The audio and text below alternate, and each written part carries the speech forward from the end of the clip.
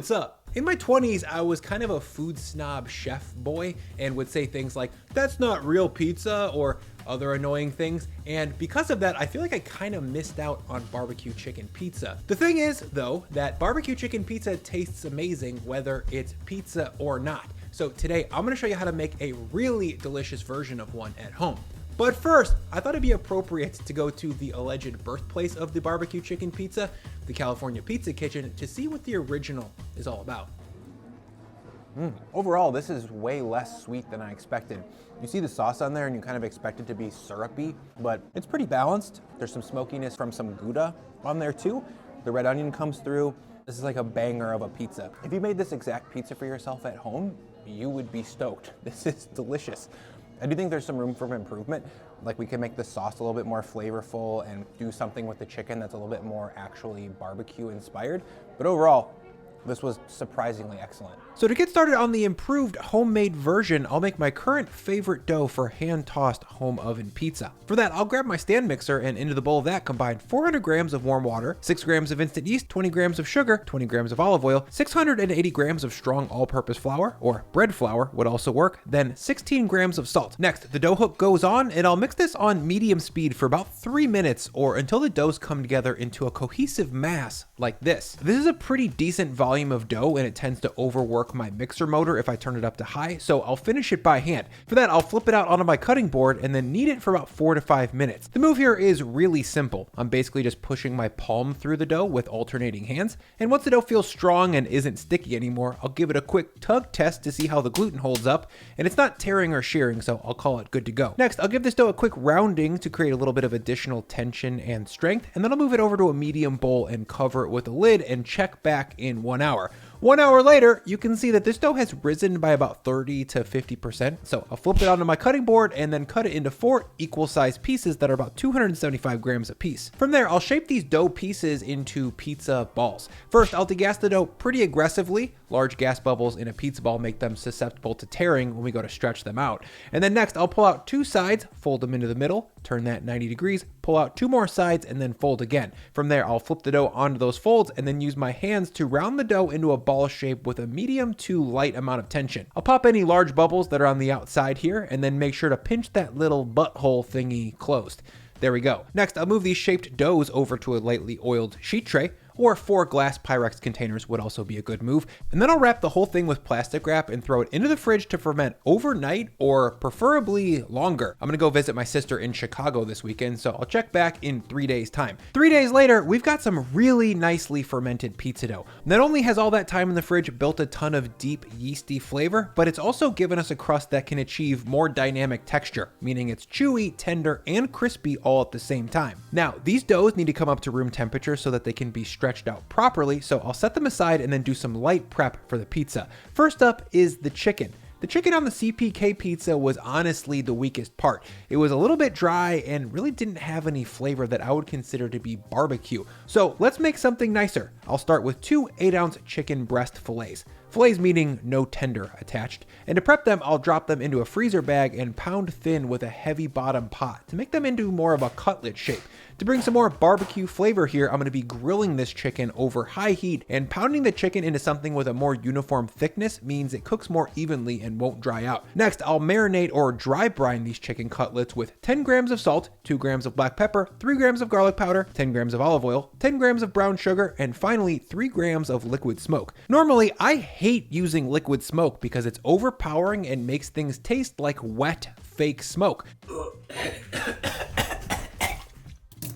But for a quick marinade on chicken that's destined for the grill, I think this makes total sense. That overly intense artificial smokiness will sizzle off in the high heat and we'll be left with a more subtle char-grilled smoke flavor that's really pleasant. Now, I'll rub up this chicken in the bag to get it coated with the marinade and then throw it in the fridge to sit for 30 to 40 minutes. Next, I'll make the barbecue sauce for this pizza. But first, let me quickly thank CuriosityStream for sponsoring this video. CuriosityStream is the best place to find and watch documentaries about science, history, history, technology, nature, travel, and most of the other things that I'm interested in at this stage in my life. CuriosityStream has exclusive award-winning films and shows that you can't watch anywhere else, plus the deepest collection of documentaries from around the world. I just watched First to the Moon, which is one of the best and most detailed documentaries about the Apollo 8 mission that I've ever seen. Jim Lovell, what's up, American hero. I also just watched The Logistics of D-Day, which was also great. I mean, interesting. D-Day wasn't like great, but you know, if you're an adult male, I'm pretty sure that you like World War II stuff like I do, so I would also recommend it. So to start watching, go to curiositystream.com/Brian Lagerstrom or scan this QR code for unlimited access to the world's top documentaries and nonfiction series. CuriosityStream adds new shows every week and is one of the best deals in streaming. Viewers of this video can use promo code Brian Lagerstrom to save 25% off. Now to make this barbecue sauce, I'll combine 400 grams of the barbecue mother sauce,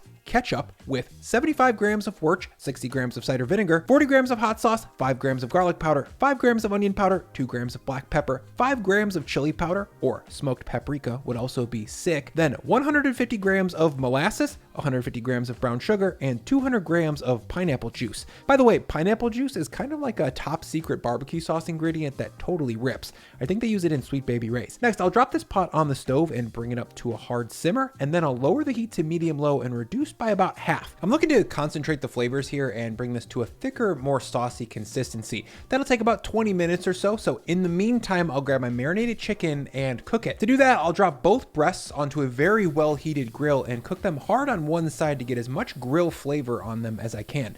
That'll take about 4 to 5 minutes or so. And after 4-ish minutes of not touching these, I'll check back to see how we're looking. As you can see, I've got some really nice grill marks here and some nice browning overall. So I'll flip over both of these breasts and kiss them on the backside for about 30 more seconds. This one-sided cooking method is going to give me the most grilled flavor with the lowest chance of overcooking the meat. After just a quick kiss on the backside here, I'll lift these off the grill and bring them inside to rest. Already, you guys, you can smell how nice and smoky these are.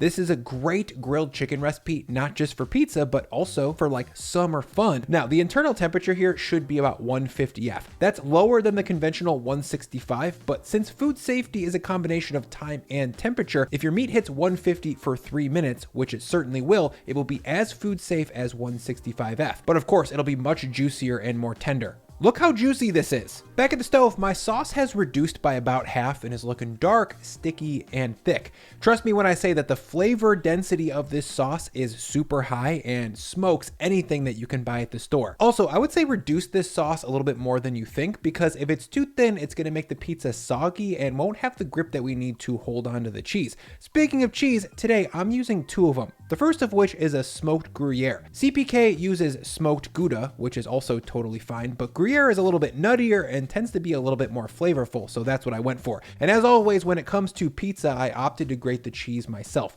Pre-shredded cheeses in general are kind of stale tasting and usually melt weird. The second cheese that I'm using here is full fat aged mozzarella. Part skim would also work fine here if you can't get full fat mozzarella, because there's a lot of other rich flavors going on that don't require all that added fat. The last little bit of prep for this pizza is something that the original CPK version doesn't have, but I think it chefs up the room a little bit.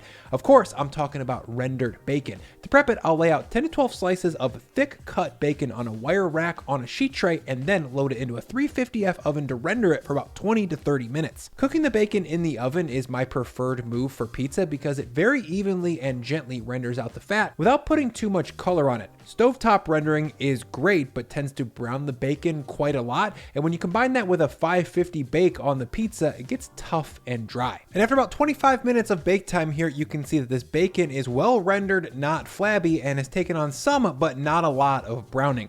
Next, I'll just pile up these slices and cut them into large square pieces. For pizza, I think meatier pieces are more fun. The smaller bacon bitty stuff tends to take over the whole pizza and ends up in every single bite. There's no contrast that way.